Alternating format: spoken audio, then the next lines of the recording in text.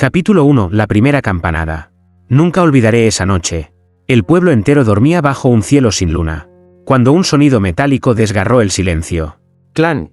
La campana de la iglesia resonó con una fuerza que hizo vibrar los vidrios de las ventanas. Nadie la había tocado.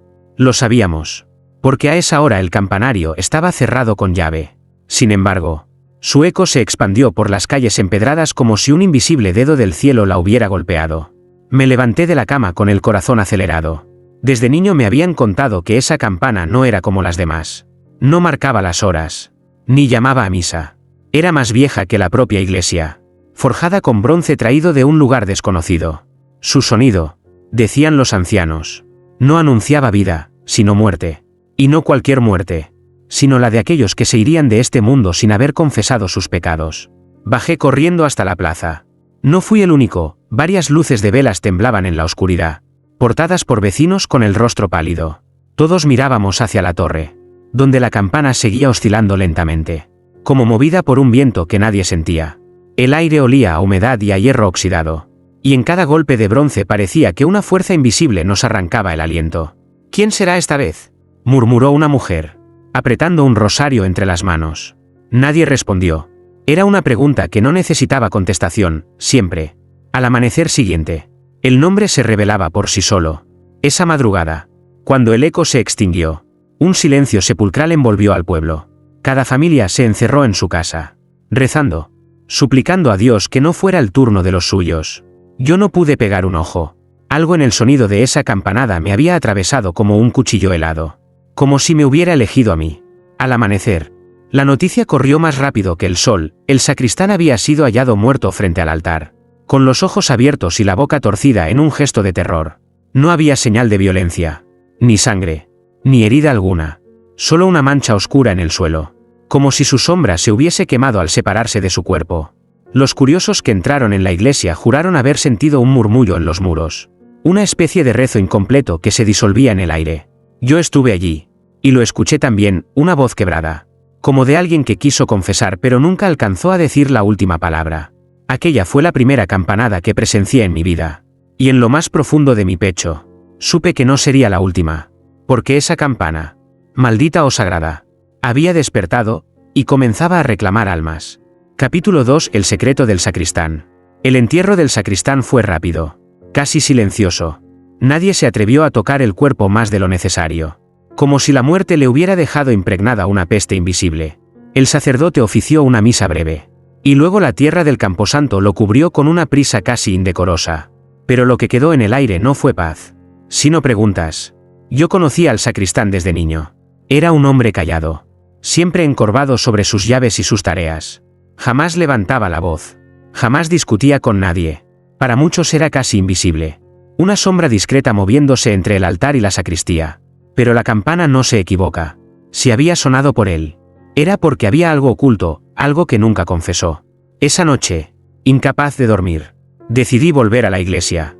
Las puertas estaban entornadas, como si alguien hubiera olvidado cerrarlas. El aire en su interior estaba frío y cargado, impregnado de incienso rancio. Caminé hasta el altar y, de pronto, sentí un escalofrío. El piso de piedra tenía todavía la mancha oscura donde había muerto el sacristán. Me arrodillé y apoyé la mano sobre ella. La piedra estaba helada, como si guardara un resto de aliento. De pronto, escuché un crujido. La sacristía estaba entreabierta. Me acerqué despacio, con la vela temblando en mi mano. Dentro, los estantes estaban desordenados, papeles y objetos sagrados amontonados sin cuidado. Entre los libros de rezos y cálices, encontré algo extraño, un pequeño cofre de madera, cerrado con un candado oxidado. No pude resistir la tentación. Lo tomé y lo forcé con una barra de hierro. El cofre se abrió con un gemido metálico, y dentro había solo un cuaderno encuadernado en cuero. Las páginas estaban llenas de letras torcidas, escritas con tinta apresurada. Al principio pensé que eran simples inventarios o notas, pero a medida que leía, me di cuenta de lo que tenía en las manos. Eran confesiones escritas, no de fieles, sino las suyas. El sacristán había llevado un diario secreto, un registro de pecados que nunca había tenido el valor de pronunciar ante un confesor. Al pasar las páginas, mis ojos se detuvieron en un fragmento manchado. Hablaba de un niño desaparecido años atrás, de noches en que la iglesia permanecía cerrada y, sin embargo, Se escuchaban gritos ahogados desde dentro. El sacristán no lo decía con claridad, pero lo insinuaba con un horror creciente. Había sido testigo, o cómplice, de algo que jamás denunció. De pronto, un golpe seco resonó en el campanario. La campana, esa campana maldita, vibró una sola vez, como si aprobara mi descubrimiento. La vela casi se me apagó. Corrí hasta la puerta, con el cuaderno apretado contra mi pecho. En el silencio posterior, entendí una verdad aterradora: la campana no solo anunciaba muertes, también revelaba secretos que los muertos nunca habían confesado. Y ahora, yo era el portador de uno de ellos. Capítulo 3: Los pecados enterrados bajo el altar. El cuaderno del sacristán no me dejaba en paz. Sus páginas parecían arder en mis manos, como si cada palabra estuviera escrita con fuego invisible.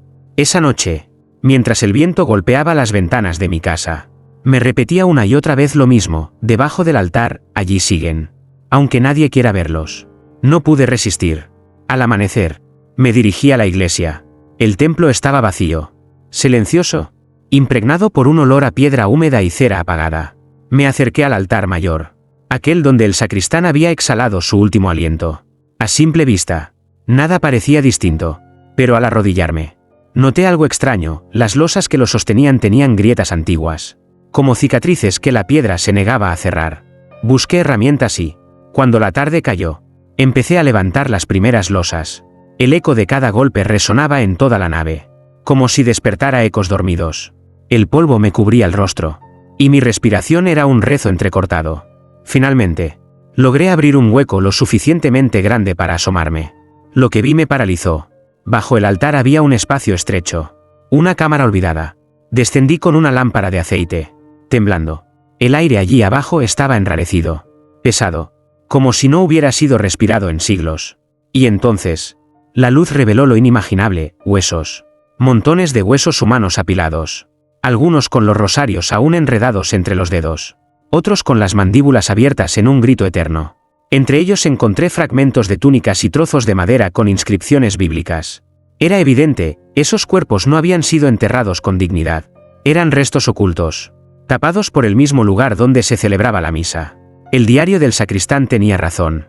En una de sus entradas, con letra temblorosa, hablaba de un rito antiguo, de una ofrenda de silencio que los sacerdotes de siglos pasados habían practicado, aquellos que morían sin confesar. En lugar de recibir sepultura sagrada, eran condenados a permanecer bajo el altar, como advertencia invisible. De pronto, un sonido me arrancó de mis pensamientos. ¡Clan! ¡Clan! La campana comenzó a sonar, 2 veces seguidas, sin que nadie la tocara. El eco descendió hasta la cámara subterránea.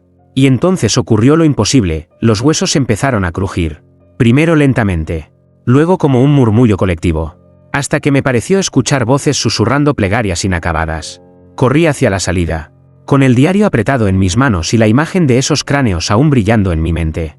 Mientras escapaba, comprendí el verdadero horror: la campana no solo anunciaba muertes futuras, también despertaba a los muertos que nunca lograron confesar. Y yo había abierto la puerta a su lamento. Capítulo 4: Confesiones a medianoche. Después de lo que descubrí bajo el altar, el rumor se esparció como fuego en un campo seco. Nadie sabía exactamente lo que había encontrado, pero bastó con que alguien mencionara huesos y susurros para que el miedo se instalara en cada casa del pueblo. Desde entonces, las noches ya no fueron iguales. La campana había sonado 2 veces seguidas, y eso bastó para que todos interpretaran un mensaje: no solo los muertos estaban inquietos, también los vivos corrían peligro. Fue entonces cuando comenzó la procesión nocturna. A medianoche, hombres y mujeres, envueltos en mantas y con velas en las manos, se acercaban a la iglesia como sombras errantes. No esperaban a la misa de la mañana. No confiaban en las horas oficiales. Querían confesar en secreto, antes de que la campana pudiera pronunciar sus nombres. Yo estaba allí, sentado en un rincón oscuro, observando. El confesonario se convirtió en un lugar de lamentos. Escuchaba, a través de la madera, las voces quebradas que se derramaban en el oído del sacerdote. Viejos que admitían haber enterrado mentiras junto a sus esposas. Jóvenes que confesaban pecados de deseo con una desesperación febril. Madres que susurraban secretos sobre hijos que nunca llegaron a nacer. Lo inquietante no era lo que decían, sino cómo lo decían, como si alguien más los obligara a hablar. Como si la campana, invisible y lejana, tirara de sus lenguas. El padre no daba abasto. Su voz se quebraba, y en más de una ocasión lo vi salir del confesonario para respirar, con las manos temblorosas. Sus ojos, hundidos en sombras, parecían reflejar un miedo aún más grande que el de los fieles. Era como si él mismo esperara escuchar su nombre en algún repique. Afuera, la plaza permanecía en silencio. Y entonces sucedió lo que ninguno de nosotros olvidaría jamás, cuando el último fiel salió del confesonario. La campana sonó una vez más. Pero no desde la torre. El sonido brotó desde dentro de la iglesia. Era un tañido profundo, metálico, que parecía nacer de las mismas piedras bajo nuestros pies. Todos nos miramos, paralizados. El sacerdote cayó de rodillas, murmurando oraciones entre dientes. En ese instante comprendí que las confesiones no bastaban. No se trataba solo de decir la verdad. Había algo más que la campana reclamaba, no el arrepentimiento, sino la entrega total del alma. Y yo, que aún llevaba conmigo el diario del sacristán, sabía que esa medianoche era apenas el inicio de una purga más oscura que cualquier pecado. Capítulo 5. El eco de los inocentes. Creíamos haber entendido la regla, la campana solo sonaba por los pecadores que morían sin confesión. Ese era el pacto no escrito, el acuerdo macabro que, de algún modo, daba sentido al horror. Pero aquella madrugada descubrimos que estábamos equivocados. El tañido se oyó con una claridad insoportable. 3 golpes secos, que estremecieron las paredes de cada casa y arrancaron a los niños de sus sueños. Yo salté de la cama con un presentimiento extraño, la campana había elegido a alguien inesperado. Amaneció con un silencio tenso. La gente caminaba por la plaza como espectros, esperando noticias. Y entonces llegó el grito, era Clara, la hija del panadero. Clara tenía apenas 12 años. Era conocida por su inocencia, recogía flores para el altar, cuidaba de los ancianos y nunca faltaba a misa. Nadie, ni en los rincones más oscuros de la imaginación, podía vincular su nombre con el pecado. Pero allí estaba, tendida en su cama, con el rostro lívido y los ojos abiertos hacia un techo que no parecía haber visto jamás. El sacerdote llegó con prisa, el rostro descompuesto. Intentó convencer a la multitud de que aquello era una excepción, un error, quizás una enfermedad súbita disfrazada de misterio. Pero el pueblo no le creyó. Si la campana había sonado, no era casualidad. Lo peor fue lo que escuché esa tarde, cuando acompañé a la familia rota de dolor. La madre de Clara, con los dedos aún manchados de harina, me susurró algo que me dejó helado. Anoche, antes de dormir, ella me dijo que escuchaba voces dentro de la iglesia. Voces que la llamaban por su nombre. No eran alucinaciones. Yo lo sabía. El eco de los inocentes había sido reclamado. Y con él, nuestras últimas certezas se desmoronaban. La campana ya no distinguía entre santos o pecadores. Esa noche, mientras el pueblo se encerraba entre rezos desesperados, yo me quedé despierto con una idea clavada en la mente: si incluso los inocentes podían ser llamados, entonces ninguno de nosotros estaba a salvo. Y lo peor, era la sospecha que germinaba en mi interior: ¿y si Clara no había muerto por falta de confesión, sino porque había escuchado algo que nadie debía oír? Capítulo 6. El sacerdote que temblaba al predicar. El domingo siguiente, la iglesia estaba llena como nunca. Todos habían venido, no por devoción, sino por miedo. La muerte de Clara había quebrado la fe más sólida. Si una niña inocente podía ser llamada por la campana, ¿qué destino nos aguardaba a los demás? El padre Esteban subió al púlpito con pasos inseguros. Llevaba la sotana arrugada, el rostro hundido en ojeras. Sus manos temblaban tanto que apenas podía sostener la Biblia. Desde mi banco lo vi sudar, incluso con el frío de la mañana.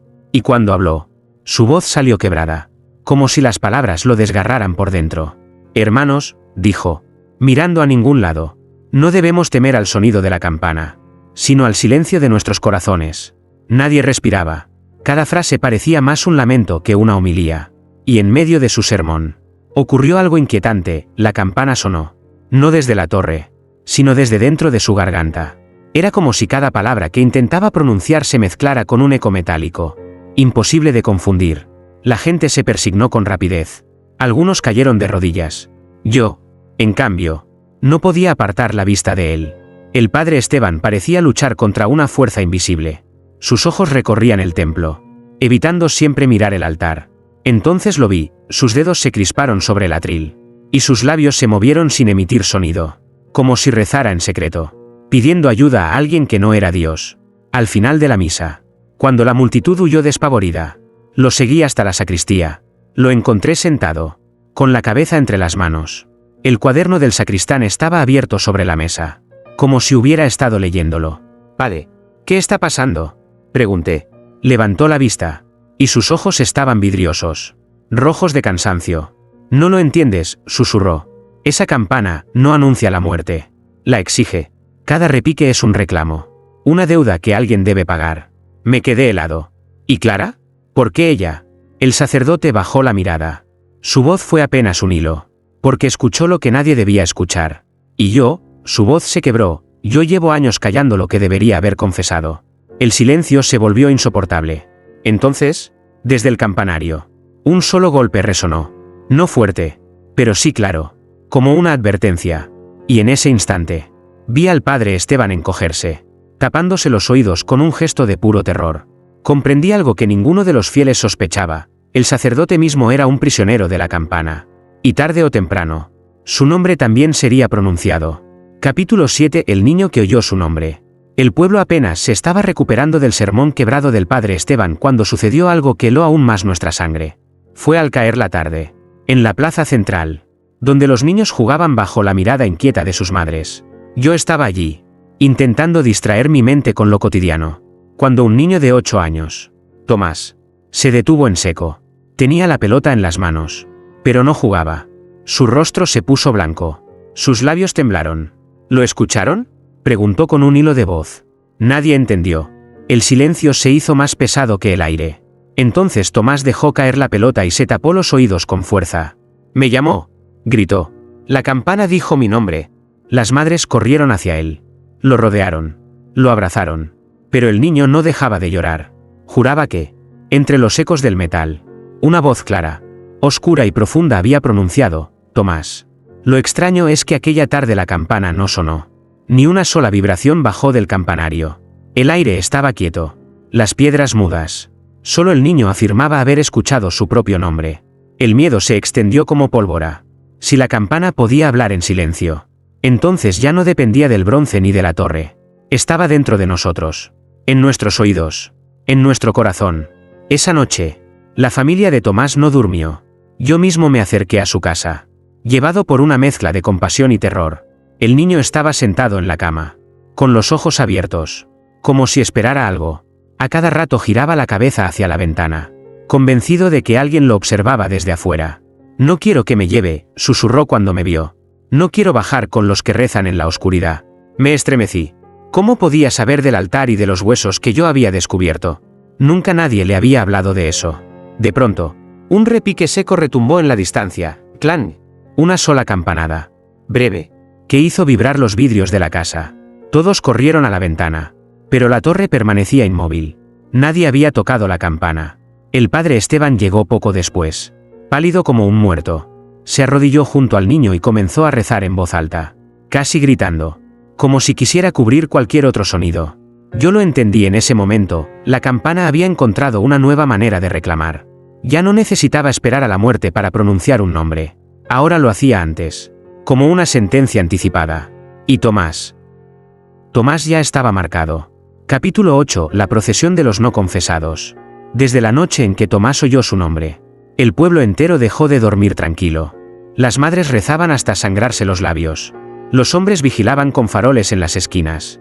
Y sin embargo el miedo se colaba bajo las puertas como un humo invisible. Y entonces comenzaron los sueños. La primera fue la viuda de Morales.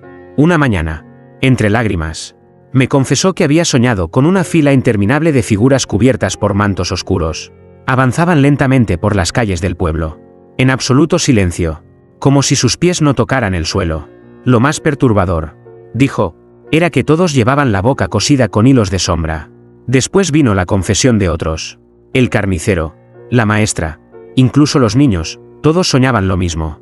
Una procesión de almas marchando hacia la iglesia, arrastradas por el eco de una campana invisible. Yo también tuve ese sueño. Lo recuerdo con un escalofrío que aún me atraviesa. La procesión avanzaba entre la neblina, y yo estaba entre ellos. Aunque no sabía si era uno más de los caminantes o un simple testigo. Reconocí rostros, vecinos fallecidos hacía años. Algunos enterrados sin confesión. Otros que habían desaparecido misteriosamente. Sus ojos vacíos me miraban como pidiéndome que hablara por ellos. La procesión llegaba siempre al mismo lugar, el altar. Allí, bajo la piedra, los cuerpos ocultos que había descubierto parecían incorporarse para unirse a la marcha. como si nunca hubieran dejado de esperar. Al despertar, mi corazón palpitaba con furia. No era un sueño común. Era un mensaje. La campana ya no se limitaba a sonar, ahora nos obligaba a marchar en su procesión nocturna, uniendo vivos y muertos en la misma condena. El padre Esteban, agotado, intentó convencernos de que eran visiones mandadas por el demonio, tentaciones para quebrar nuestra fe. Pero lo vi temblar cuando alguien mencionó haberlo visto también a él en la procesión, caminando entre los no confesados, con la boca sellada. Esa noche, al salir de la iglesia, escuché el viento arrastrar un eco lejano, pasos, muchos pasos, como si toda la aldea se moviera a la vez. Me volví, y no había nadie. Pero en lo profundo de mi pecho comprendí la verdad, la procesión no era un sueño, era un ensayo. Y pronto caminaríamos en ella con los ojos abiertos. Capítulo 9. El reloj detenido a las 3:33. Las noches se habían vuelto insoportables. No era solo el miedo a la campana ni las pesadillas compartidas. Era la certeza de que algo más grande, más antiguo que nuestra iglesia, estaba reclamando su lugar entre nosotros. Fue Tomás quien lo notó primero. Una madrugada gritó desde su casa. Señalando el reloj de pared, las agujas estaban clavadas en la misma hora en que había escuchado su nombre. 3:33. Al día siguiente, comprobamos que no era el único. El reloj de la plaza, el de la sacristía e incluso los relojes de bolsillo de los vecinos se habían detenido en esa hora maldita. Intentaban darles cuerda, cambiar las pilas. Nada servía. Las manecillas siempre regresaban, tercas. Al mismo instante, 3:33. Yo mismo me levanté varias madrugadas para observar. Y cada vez, al llegar esa hora, un silencio absoluto envolvía el pueblo. Ni perros ladrando, ni viento, ni insectos. Solo el vacío. Entonces, en ese vacío, la campana golpeaba una única vez, profunda como un latido de la tierra. El padre Esteban me confesó, con voz quebrada, que las escrituras hablaban de esa hora como la imitación infernal de la Trinidad, una burla al Padre, al Hijo y al Espíritu. Para él, no era casualidad, 3:33 era la señal de que la campana no solo anunciaba muertes, sino que marcaba un pacto con lo impuro. Esa madrugada reuní valor y subí al campanario. La escalera de madera crujía como huesos rotos bajo mis pies. Cuando llegué arriba, encontré el péndulo del reloj principal. Estaba detenido, oxidado. Pero lo extraño era que sobre el metal había marcas frescas, como arañazos profundos, trazando una y otra vez los números 3 y 3. De pronto, la campana se movió sola. No fue un repique completo, apenas un roce, como si algo invisible la acariciara desde dentro. Sentí un cosquilleo en el oído y, por un instante, juraría que escuché mi propio nombre susurrado en el bronce. Bajé de allí corriendo, con las piernas temblando. Afuera, el pueblo entero estaba reunido en la plaza, mirando sus relojes detenidos, como hipnotizados. Nadie hablaba. Todos sabíamos que no había escapatoria, porque cuando el tiempo mismo obedece a la campana, significa que la muerte ya no espera su turno, la muerte elige la hora. Capítulo 10. La campana que sangraba. El pueblo había dejado de discutir, de buscar explicaciones. Cada madrugada, los relojes detenidos a las 3:33 se habían vuelto parte de nuestra condena diaria. Pero lo que presenciamos esa noche superó cualquier blasfemia, cualquier profecía oscura que hubiésemos imaginado. Subí al campanario impulsado por un presentimiento. El aire olía a hierro y a tormenta, aunque el cielo estaba despejado.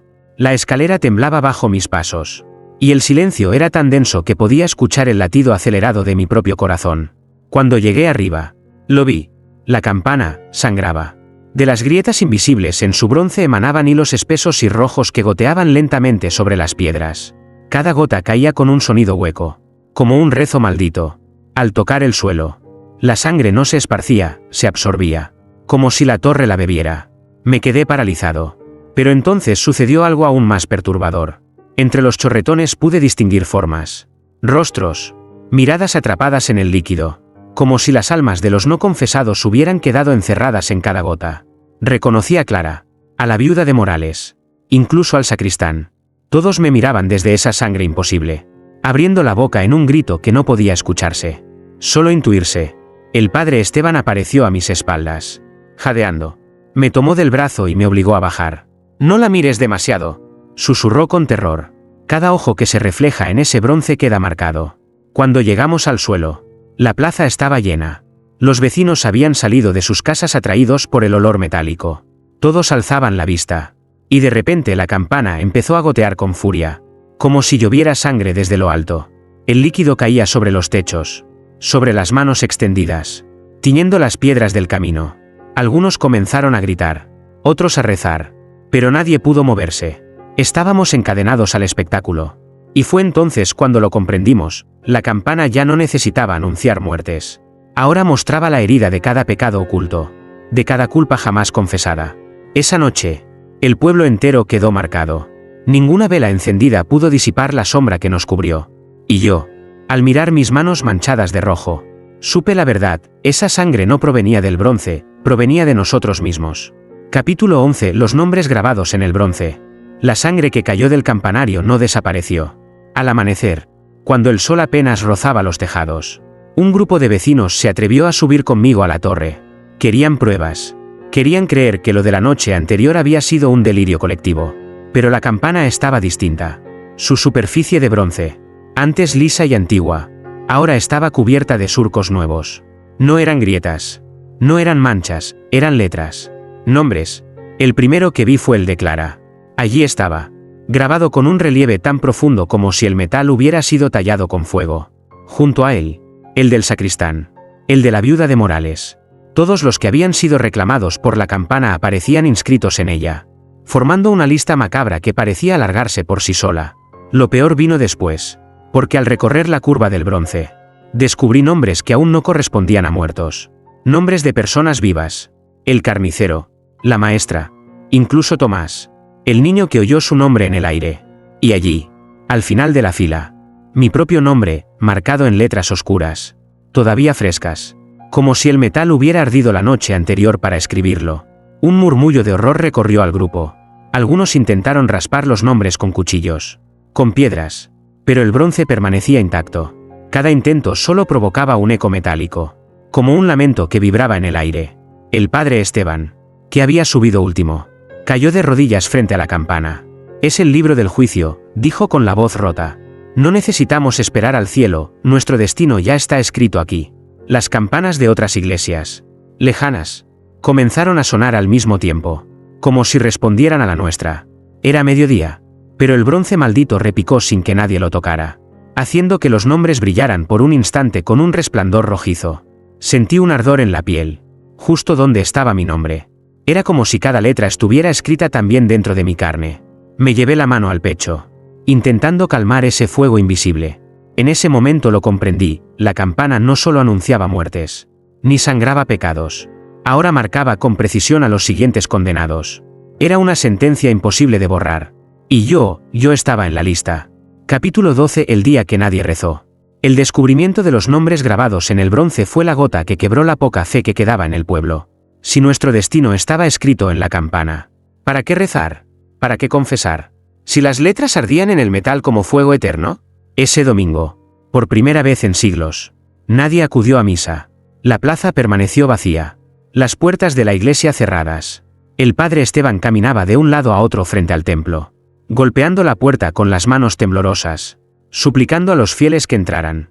Nadie respondió.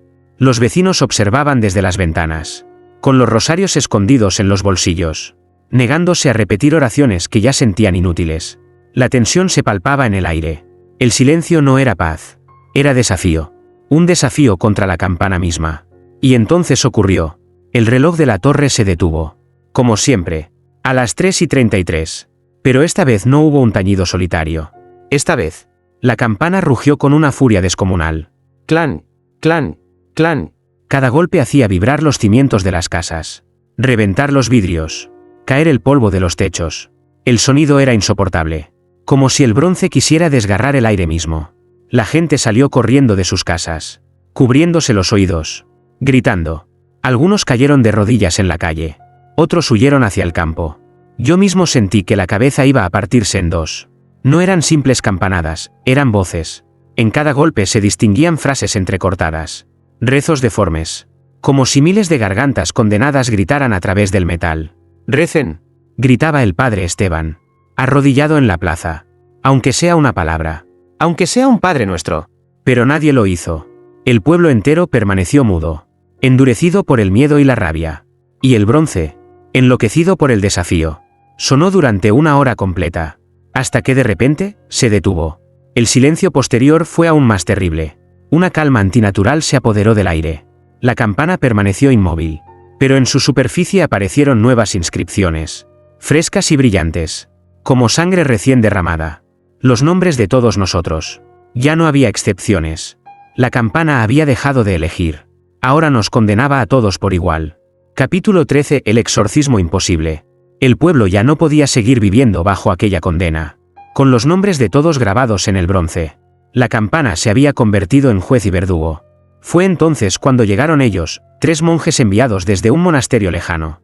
Hombres de rostro adusto. Portadores de reliquias y cruces ennegrecidas por antiguos exorcismos. Los recibimos con la desesperación de náufragos. El padre Esteban, aunque quebrado por el miedo, los condujo al campanario. Yo los seguí, incapaz de apartarme del destino que nos unía.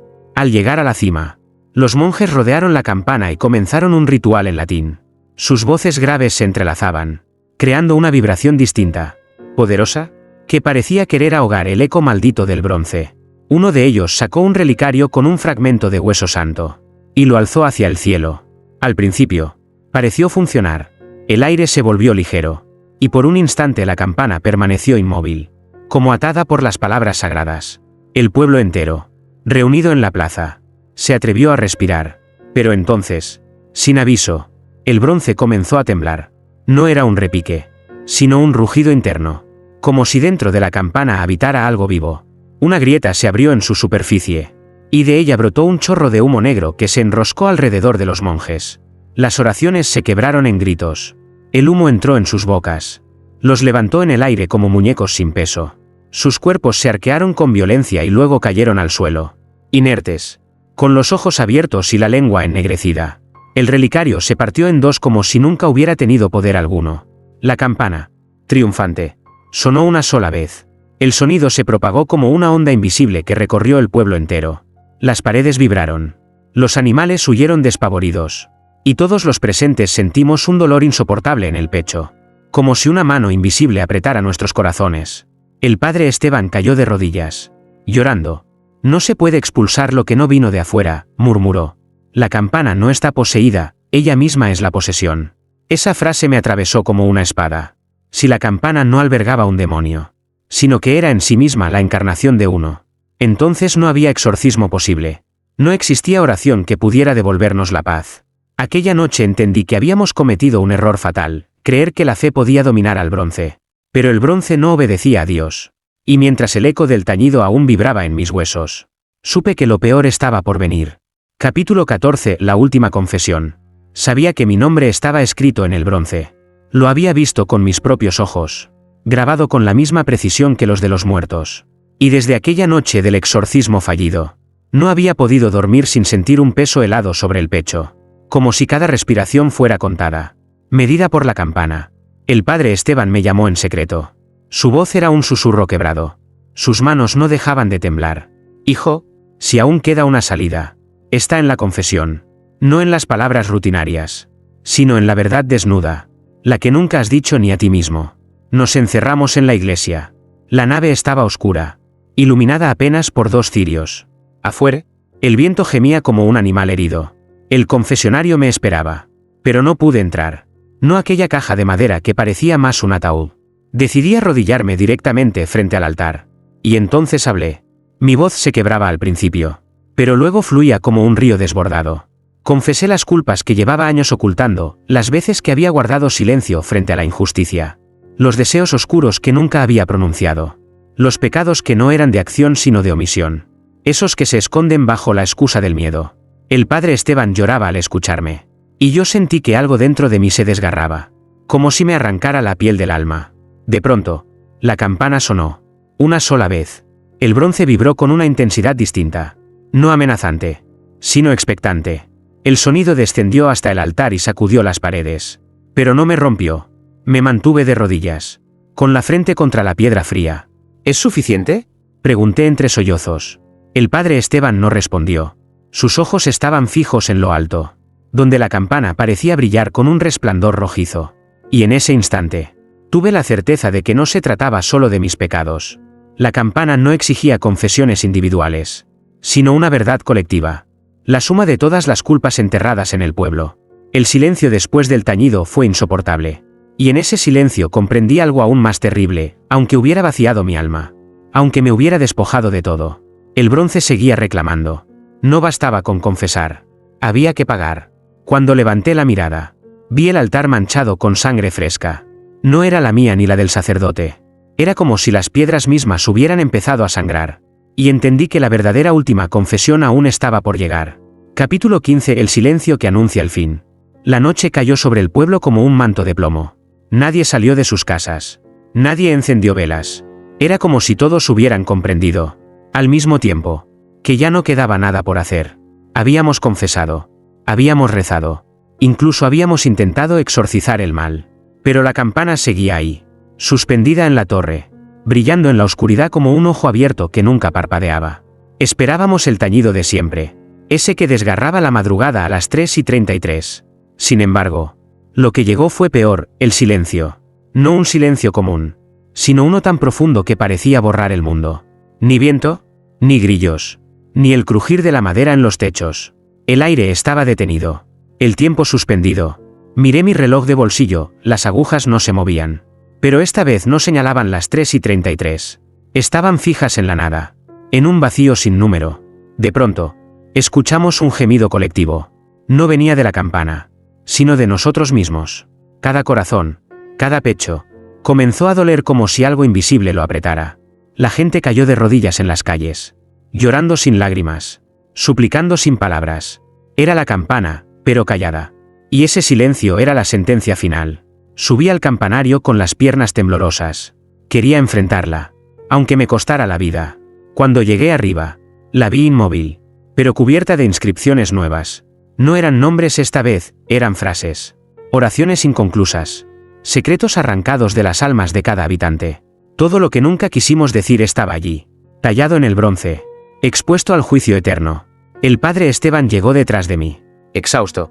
Se arrodilló ante la campana y abrió los brazos. Acepta mi alma, susurró, pero perdona a los demás. El silencio se intensificó. La campana no lo miró, no lo juzgó, simplemente permaneció quieta. Y entonces, con un estremecimiento que me atravesó hasta los huesos, comprendí la verdad, no había perdón posible. El silencio no era clemencia.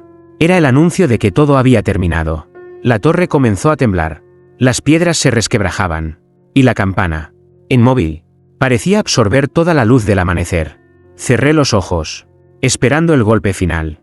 Y justo antes de que la oscuridad lo cubriera todo, entendí, la campana nunca fue un objeto. Era la voz de un Dios que había dejado de escuchar. El silencio fue lo último que oí. Epílogo. El eco que quedó. No sé cuánto tiempo ha pasado desde aquella última noche. El pueblo ya no existe. Las casas se desmoronaron. La iglesia es solo un esqueleto de piedra. Y donde antes se alzaba la torre ahora solo queda un vacío. Como si la campana se la hubiera tragado consigo. Y sin embargo, el silencio permanece. Es un silencio que no pertenece al mundo. Un hueco que se siente en la piel, en los huesos, en cada respiro. Los viajeros que se atreven a cruzar estas ruinas cuentan siempre lo mismo, a las 3:33. No oyen campanadas, pero sienten un latido metálico en el aire, como si algo invisible se meciera sobre sus cabezas. Algunos dicen que han visto sus propios nombres grabados en las piedras caídas. Otros juran haber soñado con la procesión de los no confesados marchando entre las calles fantasma. Y hay quienes, al despertar, tienen las manos manchadas de un rojo oscuro que desaparece al amanecer. Yo sigo aquí, único testigo, condenado a recordar. La campana ya no está, pero su eco vive dentro de mí.